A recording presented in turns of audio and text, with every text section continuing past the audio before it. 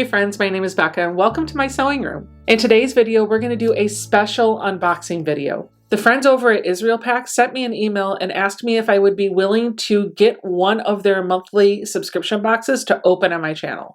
So full disclosure, I have a box here that I'm going to open for you that I didn't pay anything for.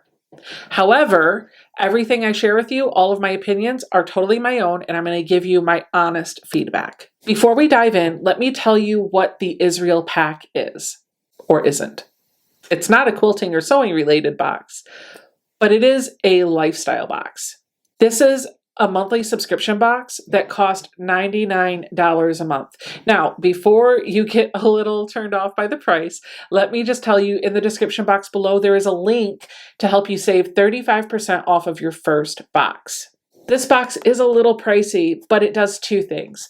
The first thing that it does is it gives you 6 to 8 products that are completely organic or handmade directly from local artisans in Israel. And the second thing that it does is it helps build up the economy in Israel. So this product, which is largely family oriented, allows lovers of the Holy Land to share their values with younger generations. Okay, the reality is I could sit here and talk about the box, or I could just show you what's inside. So let's dive in. The first thing I'm going to tell you is this box smells phenomenal.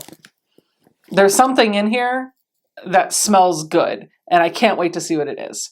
And it's pretty big too. So this is the box, and it's kind of hefty, so I can't wait to see what we've got. So hopefully this angle should give you guys a glimpse at it with me. So this is what we have inside, first impressions. We've got some literature right on top. I've got a little card here that says if I invite a friend, I could get a free box.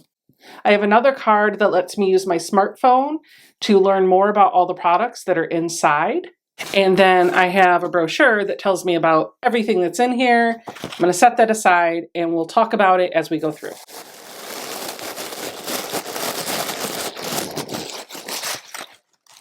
One thing I will say is the packaging on this is pretty nice. Like, this makes me feel very special, but it also makes me feel like I don't want to make a mess. Let's just put this where it belongs. In the trash, not on my floor. Okay, here are all the items that we have.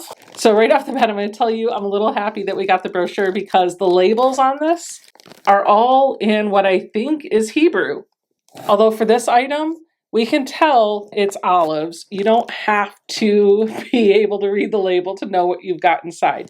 The brochure does say that these are table olives, and the little note in the pamphlet says that traditionally it was common to have olives with bread for breakfast or a mid-morning snack, or along with herbal tea in the evening.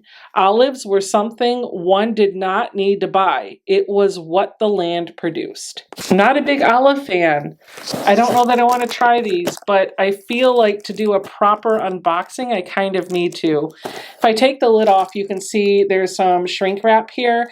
You can see those look pretty fresh. There's even a little lemon wedge in here, so they're probably flavored a little bit. For the sake of YouTube, we'll give one a shot. I really don't like olives. I'm doing this for you. So they have a pit in them. They're not pitted. And there's even some that still have the little twigs from the branches. So, like, they definitely look fresh. Like, hand-picked. I'm not an olive fan, but these are actually good. I'd eat these. It's definitely got like an oil texture to it. And there's, you can taste like some of that lemon, that citrus. These aren't bad for snacking. Huh. You saw it here. The pamphlet also says for these olives that these are olives with lemon. They are from Zeta Olive. Zeta was founded over 20 years ago and is known as one of the best olive brands in Israel for its quality, unique flavor, and aroma. The olives are cultivated in groves nestled amid the hills and valleys of Galilee in northern Israel. Next item that I see is this, and it says that this is a handmade pot holder. It is made from tapa top It is a durable 100% cotton, easy to wash, resistant to bleach, and heat resistant to 400 degrees. And look at that cute little tag. We're just going to pull this off and take a look at it. This is actually really nice. Oh, check that out. That's a really pretty pot holder. That's actually very nice. But the quality here looks pretty good. There's a couple of loose threads. They didn't snip, but I do that on my stuff all the time. It's nice. I like this. Next item I see is also labeled in Hebrew. And I think this is going to be some hand soap based on the shape and what I have in the brochure. I'll read what it says. There's a hand soap and a cream down here. We'll get to the cream next. So this is the hand soap. There is a hand cream that goes with it. The pamphlet says, it's a sad truth of housekeeping that even if you wear gloves, your hands will still wind up dry after cooking and cleaning. Using an antibacterial soap can dry out your skin. Instead, wash your hands with a natural moisturizing soap. Don't forget to use a hand cream several times a day. Natural skincare products from Sabon Michael, which is who made the soap and the hand cream, will help keep your hands soft. So this is the bar of soap. This smells, it's not girly smelling, but it's not masculine either. It's got a different scent. It's clean, but almost like a woodsy kind of scent. It's different. I don't think I've ever smelled anything like this. I like it. So we're going to put that back down in here. This is the hand cream that goes with the soap. Little bottle, and it looks like, I'm just going to try the lotion and see how this works. The scent is almost nutty, like seedy. It smells a little like seeds. I like to grind it into my palms because my palms always get really dry. Working with fabric, when you're quilting a lot too, it tends to dry your hands out. So first impressions, it feels a little greasy. I don't know if that's just that I put too much on because it was like a pump and maybe a quarter. And sometimes when you put on good quality hand lotion or hand cream, it takes a minute for it to just kind of get absorbed into your skin. So we'll leave that on and see what happens in a little bit. Ooh, I'm excited about this next product. We have what appears to be a handmade bowl. It says this is from K Clay. It is easy to use and clean, and you can serve sauces, dips, or olives in this small clay bowl. This is really nice. The inside is nice and smooth and glazed, and it's a beautiful color. The outside has got a nice rough texture to it. The pamphlet says that clay tableware brings traditions to the kitchen and tenderness to recipes. I really like this. This probably isn't going to my kitchen. This is probably going right here by my sewing machine. That's beautiful. And these little burlap bags that the stuff comes in, if you guys watch my channel, you know I'm a sucker for some good drawstring bags. These are definitely reusable bags for some sewing projects or gifts that I'll be passing on to friends. This must be the olive oil that the pamphlet talks about. It says families in Israel use olive oil for cooking and seasoning on a regular basis. It's the main ingredient in salad dressings, dips, and spreads. It is carefully wrapped in bubble wrap so that it doesn't get broken. This is the bottle of olive oil. And on the back, it says that it is extra virgin olive oil from Lynn's Farm. It is a high quality olive oil and is perfect as a condiment in salad dressings, as a bread dipper, as the base for uncooked sauces, just to name only a few examples. And by the way, there is a recipe in the pamphlet. We have two more items. This one's the easiest to look at.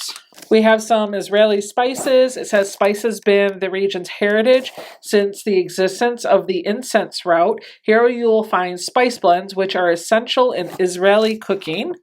There's a little thing on there that tells me it's hot paprika, but the brochure tells me a little bit more. This is red hot paprika from Perig Natural Foods.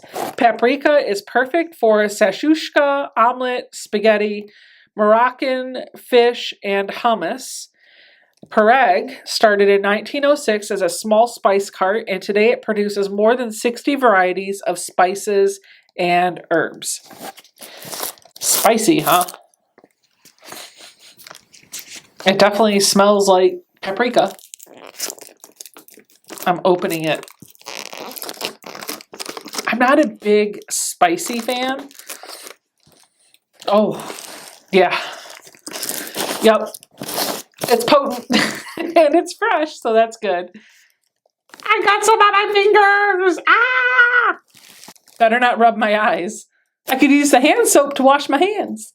So the last item that we have is some dried tomato spread with basil from Lynn's Farm.